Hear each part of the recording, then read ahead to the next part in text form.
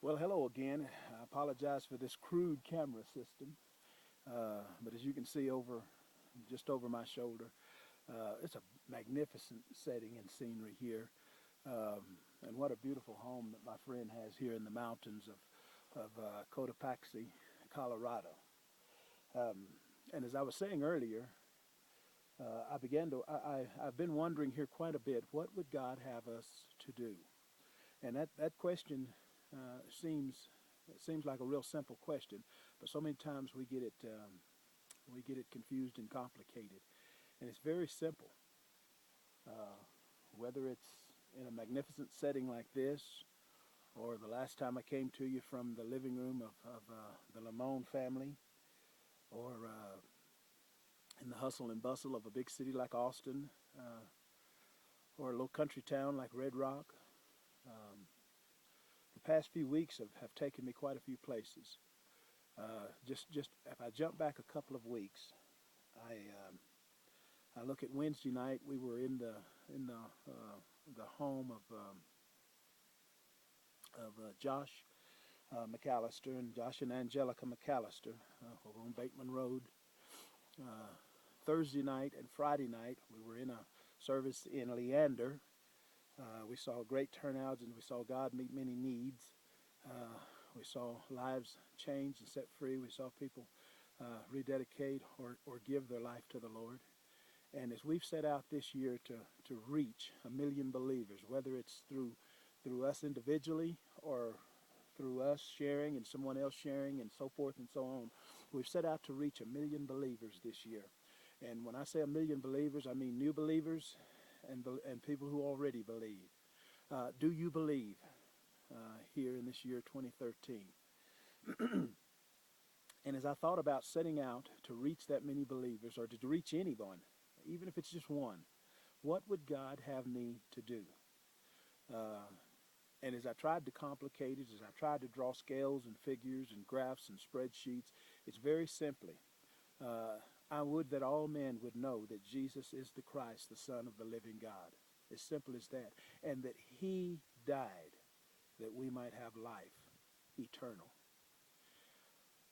Most of you know of the rough time that I've personally endured these past few months, 18, 20, 24 months, coming up on 2 years with the loss of my sister and then my brother and just most recently my mother. Um, and as I think of all of these different things, the turmoil that's been in my immediate family, um, a struggle that I've struggled with for several years with some personal issues with my with a son that is that I'll share more with later. Um, no matter what the situation, the injury that I sustained in the oil field, uh, the loss of our homes, the buses that we had, the two tour buses, um, the motor home, everything. I mean, when I came to the realization that I'd lost everything again,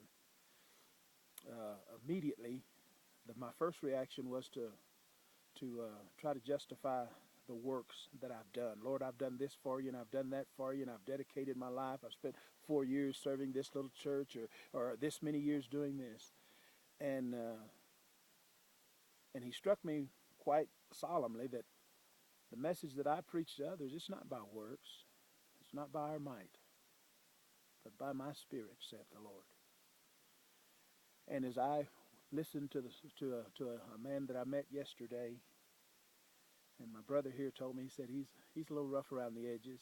And as I listened to him, my heart bled for him just as it did to that drunk that we prayed for here the other night.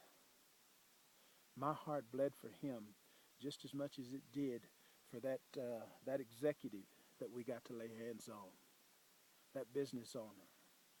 Uh, and the bottom line is this, is the blood of Jesus is not a respecter of persons.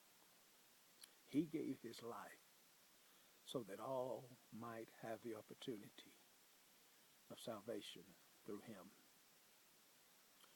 And as I ask you, what would he have you to do? I want you to think of your brother, your sister, your neighbor, or the person that you don't particularly care for. How can he use you to prove who he is? I just met a young man who's struggling with his faith, struggling to know who Christ is.